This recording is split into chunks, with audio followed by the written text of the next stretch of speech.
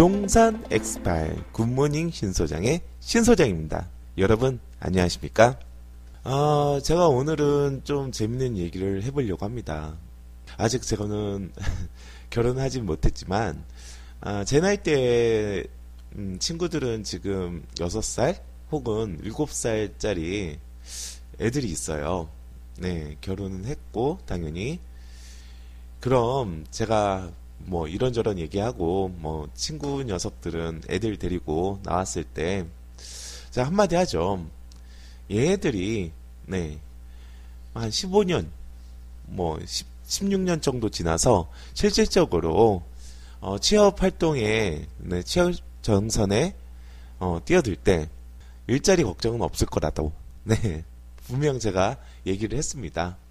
일본이요. 일본이 지금 취업률이 어마어마하죠. 이공계를 뿐만 아니라 일본 대학 졸업자의 약 80% 이상이 취업을 한다고 합니다.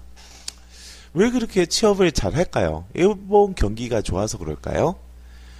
이것도 선동적인 부분이 있었습니다. 여태까지 뉴스에. 근데 이유는 한 가지입니다. 일할 사람이 없어서 그래요. 실질적으로 일본 사회는 고령화 사회를 넘어서 초고령화 사회가 되죠.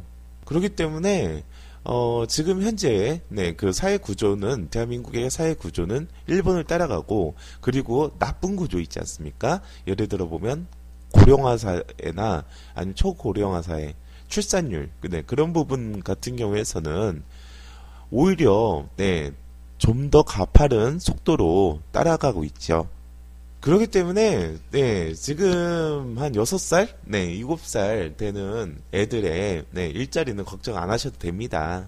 물론 양질의 일자리를 구해야 되긴 하겠죠. 부동산 엑스파일은 진실이 밝혀지는 그날까지 계속됩니다. 포털 다음 카페에 등록된 부동산 엑스파일 카페에 많은 질문 남겨주세요. 부동산 쪽에서 얘기를 한번 해본다고 하면 많은 분들이 일본과 한국은 경제 체제나 사회 구조가 데칼코마니처럼 닮아있기 때문에 일본이 겪었던 부동산 대폭락 시대가 한국에도 올 수가 있다, 그런 얘기를 합니다. 거기에 대해서 한번 제 의견을 이야기를 드려보도록 할게요. 그리고 조금은 경제적인 이야기가 가미된 방송이 될 수도 있겠습니다. 그럼 대한민국의 아파트들 혹은 부동산이 일본처럼 대폭락 시대가 올까요? 저의 대답을 먼저 말씀을 드린다면 NO입니다. 아니다. 오진 않는다. 라는 게 저의 대답입니다. 그럼 어떤 근거, 어떤 이유로 제가 이런 대답을 할까요? 그럼 오늘 방송은 그 근거를 얘기를 드려보려고 합니다. 이유는 정말 단순합니다. 일본처럼 대폭등 시대가 없었기 때문에 대폭락 시대가 오지 않는다는 얘기죠. 대폭락 시대가 일어났던, 즉 부동산 실물자산뿐만 아니라 경제, 잃어버린 20년을 이야기하는 일본의 경제는 85년도부터 시작을 합니다. 일본이 전후 2차 세계대전의 패전국이 되면서 눈부신 발전을 했죠. 기본 인프라는 있었으니까요. 두뇌들이 있었으니까 그랬을 것 같은데, 일본 같은 경우에서는 75년도, 80년대에서는 Japanese as number one, 즉 미국을 꺾고 일본이 세계 초1 강대국이 될 거다라는 이야기가 기정사실화가 될 정도였습니다. 지금 미국과 그리고 중국의 G2라고 불리우는 그런 관계의 중국 입장이 바로 일본이었죠. 근데 많이 틀려요. 중국하고 일본은. 중국은 제 생각에 왜 그 강대국이 될 수 없는지에 대해서도, 물론 경제 전문가는 아니지만 한번 이야기를 나중에라도 이번 방송에 간단하게 말씀을 드려보도록 할게요. 그래서 미국 같은 경우에서는 그때 당시에는 G5 그 상위 5개국이 있었잖아요. 지금 G9인가요? 8인가요? G7인가요? 아직? 여하튼 그 5개국이 모여가지고 미국의 견제가 시작이 됐는데 그게 바로 85년도에 맺어진 플라자 합의입니다. 그냥 플라자 합의가 뭐냐? 쉽게 말씀드려보면 내수도 튼튼한 일본이지만 그때 당시에는 수출 주도의 경제가 발달이 됐었거든요. 그럼 수출에 가장 버팀목이 되는 것은 바로 환율입니다. 즉 값싸게 수출하면 그 가격 경쟁력으로 인해서 좋은 제품을 사용할 수가 있는 그게 가장 그 수출에 대해서는 효과적인 부분이기도 했는데요. 플라자 합의는 뭐냐? 우리가 지금 현재 그 원달러 환율이 한 1200원 정도 하죠. 1200원 정도 하는데 이것을 600원 그리고 그 이하로 강제적으로 인위적으로 낮춰버린 겁니다. 그러니까 원고를 시키는 거죠. 그 플라자 합의 상태에서는 N고를 시킨 겁니다. 물론 일본만 그런 건 아닙니다. 그 독일의 마르크화도 환율을 인위적으로 끌어올리게 될 수밖에 없었죠. 자, 이런 문제는 왜 생겼느냐? 수출을 좀 막아보고 일본 경제를 좀 일본 경제에서 미국이 자신의 안위를 지키기 위해서 그렇게 될 수밖에 없었습니다. 그러면 일본 입장에서는 어떻게 했냐? 그 이후에 어떻게 했냐면 바로 돈을 엄청나게 찍어댔죠. 즉 우리가 2002년도인가요? 2003년도 그 카드 사태가 일어났었습니다. 카드 발급으로 인해서 내수 경기를 인위적으로 끌어올랐는데요. 일본은 더 큰 대규모의 인위적인 그 내수 짐작을 일어났습니다. 그럼 어떻게 그 내수 짐작이 올리면서 돈을 엄청나게 풀리면서 그 경제가 버블이 생기기 시작했는데요. 바꿔 말하자면 미국 달러화가 엔화 대비해서 엄청 싸니까 미국 부동산을 엄청나게 사기도 했습니다. 우리가 알고 있는 많은 예를 들면 고의 해바라기 같은 작품들도 일본인 소유였고요. 그리고 맨하탄의 건물의 4채 중에 한 채는 일본인 소유가 되었었습니다. 그뿐만이 아니죠. 일본 증권이나 아니면은 실무자산이라고 할 수 있는 부동산 자산에도 엄청난 거품이 꼈습니다. 그때는 어느 정도 거품이 꼈냐면 그때 당시 일본 총리는 이런 말도 했다고 하죠. 거품이 어마어마하고 그 금액이 상상을 초월하다 보니 일본에 살아있는 임대사업자는 다 죽어버렸으면 좋겠다라는 얘기까지도 했습니다. 부동산 투기 세력에 대한 크나큰 극단적인 혐오감을 표출을 한 거죠. 그럼 일본은 왜 갑자기 잃어버린 20년의 경제 체제로 돌아갈 수밖에 없는가? 즉 거품이 왜 꺼졌는가? 지속되지 않고 왜 꺼졌는가? 그 이유는 바로 한 가지죠. 일본이 그 막강한 그 유동성으로 미국의 경제를 타격을 입힌 겁니다. 미국인 입장에서는 맨하탄에 자신의 상징적인 건물들이나 그리고 고가의 미술품들, 미술책에서 봤던 그런 미술품들이 일본인 소유가 되다 보니까 이런 거를 조정을 해야 될 필요성을 느낀 거죠. 그때 당시에 FRB 연방준비이사회라고 하잖아요. 그때 위원장이 바로 폴 보커였는데요. 폴 보커가 일본의 이런 버블 경제를 한 번에 떨어뜨리는 조치를 취했습니다. 바로 자기 자본 비율, 국제결제은행의 자기 자본 비율, BIS 비율을 8%로 올린 겁니다. 자기 자본 비율이라는 건 뭐냐면 우리가 그 좀 간단하게 얘기를 드려볼게요. 우리가 그 금산 분리법이라고 많이 들어보잖아요. 산업자본과 금융자본은 떨어져야 된다. 그게 왜 그런 얘기가 들어가냐면 이게 미국에서도 유명하게 미국에서 탄생된 법률인데 독일은 산업과 금융이 완전 결합이 되어 있습니다. 길드 형태로 결합이 되어 있습니다. 그러니까 우리랑 좀 틀려요. 그리고 금융을 막았던 게 뭐냐면 통화승수라고 해서 예를 들어 보면 제가 1,000만 원을 입금을 시켰습니다. 그러면은 은행에선 1,000만 원이 있죠. 제가 입금을 시킨 1,000만 원. 근데 다른 기업에서 1,000만 원을 빌려갑니다. 그러면은 은행에서 1,000만 원을 또 빌려주죠. 그러면 어떻게 되느냐? 그 명목상에는 제가 빌려준 1,000만 원이 있고요.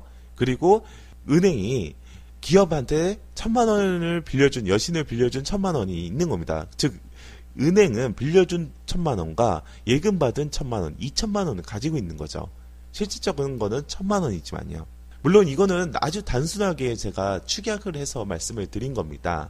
그럼 이게 뭐 BIS 비율이 상당히 좀 뭐라고 했냐면 좀 이렇게 사기적인 거예요. 사기적인 건데 그러니까 사람들이 뱅크런이라고 하면 그 경제가 안 좋거나 그 은행이 안 좋을 때 다 엄청나게 찾아가잖아요, 돈을. 근데 평상시에는 우리가 그렇게 돈을 찾아가지가 않습니다. 그쵸? 네. 뭐 찾아가지 않고 뭐 이체는 할 수 있겠죠. 자기 돈을 다른 은행으로. 하지만 그건 돈이 들어가는 게 아니라 네, 숫자가 들어가는 거죠. 어떻게 보면. 네. 여하튼 그렇기 때문에 은행 입장에서는 뭐 제가 1,000만 원을 입금을 시켰다. 그러면 그 1,000만 원을 다 가지고 있을 필요가 없는 거예요. 그렇지만 나중에 찾아갈 때는 네, 뭐 100명 중에 1명 정도 찾아갈 때는 찾아갈 돈이 있어야 되잖아요. 인출해 줄 돈이 있어야 되잖아요. 네. 그런 자기 자본이 가지고 있는 그런 가공 자본이 아닌 자기 자본을 가지고 있는 비율이 BIS 비율이라고 보면 되겠고요. 그러니까 은행이 보유해야 될 돈을 얘기하는 겁니다. 그리고 군산 분리법은 지금은 물론 보험이나 증권 같은 그런 회사도 다 포함이 되어 있지만 우리나라는 미국하고 틀려요. 그런 통화승수 가공 자본이 산업에 투입이 될 수 있기 때문에 그것을 막기 위해서 미국에선 시행이 됐고 그것을 모니터링한 우리 대한민국에서는 원래는 뱅킹이었습니다. 즉 은행과 산업과 분리하는 법률이었는데 그것을 금융이라고 해서 포괄적으로 묶어서 같이 분리를 시키는 거죠. 네. 자, 그것을 8%로 올린 게 폴 보커였는데 일본 입장에서 난리가 난 겁니다. 쉽게 말씀드려서 미국과 거래를 하려면 BIS 비율을 8%로 올려야 됐습니다. 그때 당시에 평균이 2%에서 3%였거든요. 그래서 막강한 자금들이 유동성 공급됐던 것들을 회수를 하게 된 겁니다. 일본이. 돈을 엄청나게 회수를 하다 보니까 실무 자산이 폭락을 하게 된 거죠. 도쿄도 같은 경우에서는 주거용 부동산은 약 4분의 1에서 5분의 1 수준으로 가격이 떨어졌고요. 비주거용 그 유명한 긴자거리나 그런 데 같은 경우에서는 10분의 1 수준으로 가격이 폭락을 했을 때 그 충격이 있었을 때는 10분의 1 수준으로 가격이 하락했다고 합니다. 엄청난 폭락이죠. 제가 말씀드리고 싶은 건 이겁니다. 네, 폭락이 있으려면은 폭등이 있어야 됩니다. 네, 거품이 껴야 되는 거죠.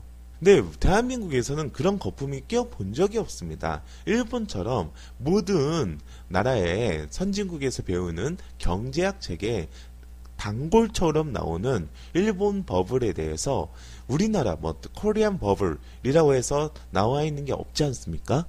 즉 폭등이 없었기 때문에 폭락이 없는 겁니다. 실례로 2002년도에서 글로벌 유동성이 상당히 좋았고 우리나라도 부동산의 가격이 오르는 시절이 있었습니다. 네, 유한구 총리가 타워팰리스를 전매로 사가지고 3억 얼마 정도 이익을 봤다고 하죠. 그게 투기라고 하는데 그 사람은 전매로 샀기 때문에 3억 5천 뿐이 못했지만 만약에 이한구 총리가 먼저 선점을 해가지고 분양을 받았다고 하고 만약에 2006년도나 2007년도 정도에 매도를 했다고 한다면 그 수익률은 10억이나 15억 정도까지 올라갔었을 겁니다. 그 정도처럼 가격이 상승이 가파르게 됐던 것이 2000년도 초반에서 중반까지입니다. 우리가 지금 경매 하시는 분들, 카페, 하시는 분들, 투자자 유치하시는 분들, 이름 꽤나 있다는 분들 살펴보면 다 그런 글로벌 유동성이 좋았을 때 돈을 벌었던 사람입니다. 물론 저도 그때 당시에는 재미가 좋았죠. 그때 당시에는 그 노무현 정부에서 그걸 했잖아요.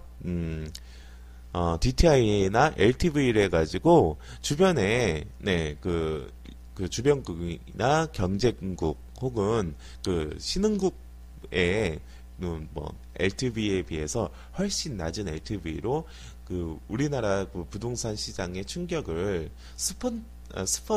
나중에 생길 충격을 죄송합니다. 그 조금 완화를 시키기 위한 많은 정책을 했습니다. 그렇기 때문에 2008년도 금융위기로 인한 실물자산이 떨어졌을 때도 30% 정도 그것도 많이 떨어진 거죠. 한 5분의 1 정도가 떨어진 거니까요. 이 30% 정도 저감이 됐는데 이 정도면 많이 완화가 된 거죠. 괜찮아진 거죠. 대폭락 시대가 안 왔습니다. 2008년도 이후에도요. 제가 생각한 건 이겁니다.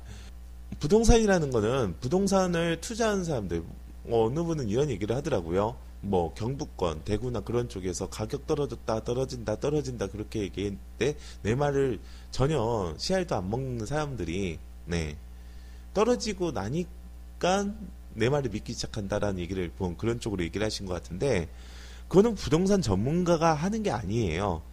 저는 말씀드릴 수가 있습니다. 지금 강남 재건축이요. 재건축 지금 조금씩 반등을 한다고 하잖아요. 떨어질 겁니다. 부동산 투자는 부동산 전문가라고 하면은 그 김 PD님한테도 말씀을 드렸습니다. 부동산 전문가가 되고 싶던 거면 모 지역이나 모 분야가 떨어질 거다. 지금 가격이 오르고 있는 상태에서는 항상 그렇게만 얘기하면 전문가가 된다. 왜 떨어질 테니까. 아니죠. 사이클이라는 게 이제 그게 뭐 부동산 공부하는 사람들은 사이클이라고 불리우는데 그 사이클이라는 건 언제든지 존재를 합니다. 올랐으면 떨어져야죠. 떨어졌으면 또 올라야 되고요. 그게 무슨 부동산 전문가입니까? 그 오르는 시점, 떨어지는 시점에서 어떻게 자기 투자 포지션을 잡고 그리고 항상 수익을 벌어갈 수 있는지 그것을 볼 수 있는 해안을 가진 게 부동산 전문가가 아닐까 저는 그렇게 보여집니다. 오늘은 부동산 엑스파일 일본처럼 우리나라 부동산 실물자산도 떨어질까에 대해서 한번 간단하게 방송 녹음을 해봤습니다. 부동산 엑스파일 굿모닝 신소장의 신소장이었습니다. 여러분 감사합니다.